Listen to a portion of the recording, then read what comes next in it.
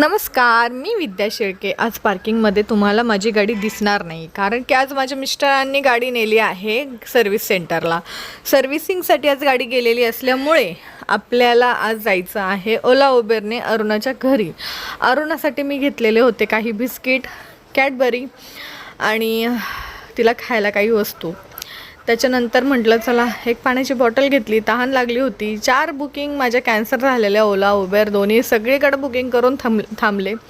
त्यानंतर फायनली ही WagonR book झाली 1 तासानी, म्हणजे 3 वाजल्यापासून मी बुक करत होते. ते 4 वाजता फायनली ही गाडी आलेली आहे आणि दाखवत होतं फक्त 10-5 मिनटावर गाडी आहे म्हणून. या भैयाचा अनुभव मी तुम्हाला शेअर करणार आहे, तर ऐकूया भैयाचा ओला उबेरमधला एक्सपिरियन्स. By 17:45.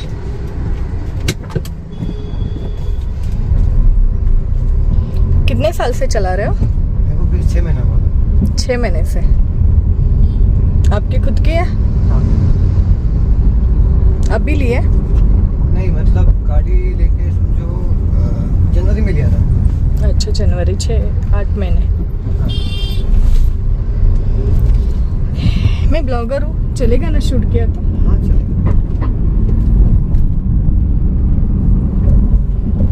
डेली ब्लॉग डालती हूँ मैं। फिर का जो लोग बोलते हैं धंधा नहीं है, तो आपका कैसा एक्सपीरियंस है 6 महीने का? मेरे को जितना मैंने भी सुना था उतना नहीं है। मतलब बिजनेस है कि नहीं है? है, एकदम से नहीं है। उनके लिए अच्छा है जिनका गाड़ी लोन पे नहीं है। अच्छा। अगर गाड़ी आपका लोन पे नहीं है तो हाँ। फिर अच्छी इनकम हो जाएगी। अच्छा। जिनका लोन पे है उनको थोड़ा डिफिकल्ट पड़ेगा। ईएमआई दो, फिर दो निकालो उसके लिए। अच्छा, ओके। तो लोन पे लेना नहीं चाहिए गाड़ी? हाँ, मेरा ओपिनियन ये है, अगर लोन पे नहीं लेते हो आप, हाँ। तो फिर आपके लिए तो फिर बहुत अच्छा है ये बिजनेस है मतलब। अच्छा, तो आप डे नाइट करते हो कैसे? नहीं, खाली डे। डे में कितने घंटे चलाते हो? 8 घंटे। 8 घंटे, ओके।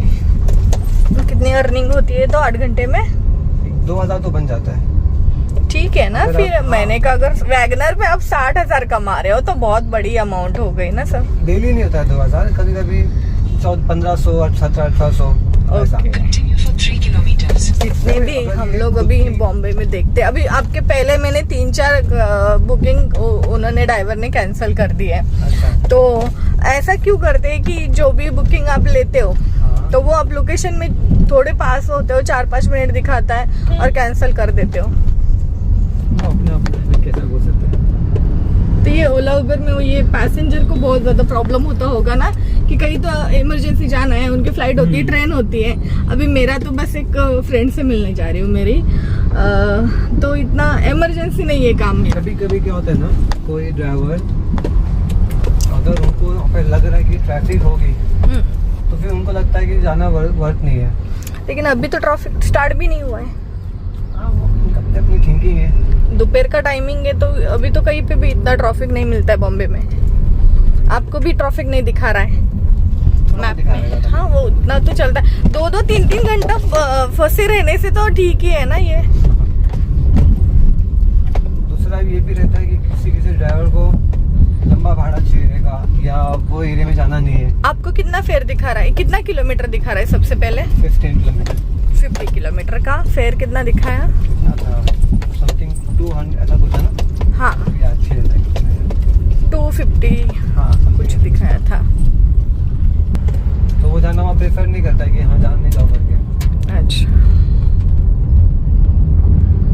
भैयानी ओला उबेरमध्ये 8 तासात 2000 जरी डेलीचे कमवले तर 60,000 रुपये महिना होतो.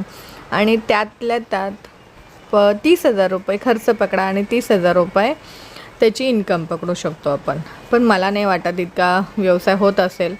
आणि 15 किलोमीटरचे 250 रुपये दाखवले होते मला. फायनली मी घाटकोपरमध्ये पोहोचले होते. चिरागनगर जे आहे पोलीस स्टेशन, तिथेच अरुणा राहते, म्हणजेच माझी बेस्टी. तर तिच्या घरी जाऊन माझं आज थोडंसं छोटंसं काम होतं. तिने खूप अर्जंटली बोलवलं होतं, तर तिच्या लोकेशनवर मी पोहोचले आणि तिला फोन केला. तेवढ्यात ती पण मला घ्यायला रोडावर आली. मग तिचा खाऊ तिच्याजवळ दिला. आणि तिला म्हटलं चल आता एवढं एमर्जन्सी मला का बोलवलं आहे सगळ्यात आधी मला ते सांग. ती म्हटली चल माझ्या बाकीच्या मैत्रिणींना तुला मला भेटवायचं आहे म्हणून तुला मी स्पेशली आज अर्जंटली बोलवलं आणि त्यात माझी गाडी घरी नसल्यामुळे मला ओला उबेर करून यावं लागलं. तिच्या सगळ्या मैत्रिणींना भेटले, आणलेले बिस्किट वगैरे त्यांनी सगळ्यांनी फोडले आणि लगेच त्यांनी मलाही भरवलं, मीही खाल्ला आणि त्यांनीही सगळ्यांनी तो एन्जॉय केला. खूप छान बिस्किट होते, मलाही माहीत नव्हतं काय फ्लेवर आहे काय नाही. पण नंतर मी परत तिच्या घरी निघालो. मग तिला म्हटलं चल काही हरकत नाही आहे. त्यांच्या मैत्रिणीसोबत भेटून आम्ही तिच्या घरी आलो. चिरागनगरमध्ये ती राहते. 4थ्या माळ्यावर आल्यानंतर तिला सांगितलं की तू स्वयंपाक कर आता पटकन, मी जेवूनच जाईल. तिने कपडे वगैरे चेंज केले आणि स्वयंपाक वगैरे करून मग मला जेवून जायचं होतं. आधीच्या पप्पांना मी फोन करून बोलवलं होतं की तुम्ही झालं तुमचं की या. गॅरेजचं काम वगैरे आटपून दाजी आमचे 2 स्टार आहे, PSI आहेत. बघा कसे पंखे साफ करतात. आणि हे एक छान वाटतं की तुम्ही कितीही मोठ्या पोस्टवर राहा, कितीही मोठ्या जॉबवर राहा, पण घरामध्ये बायकोला हेल्प करण्याची मदत करण्याची मजाच वेगळी असते. त्यानंतर पटपट तिने असे छान आणि सुंदर ज्वारीच्या भाकरी बनवल्या, कढी बनवली आणि मी जेवण करून माझ्या घरी निघाले. चला भेटूया नेक्स्ट व्हिडिओमध्ये.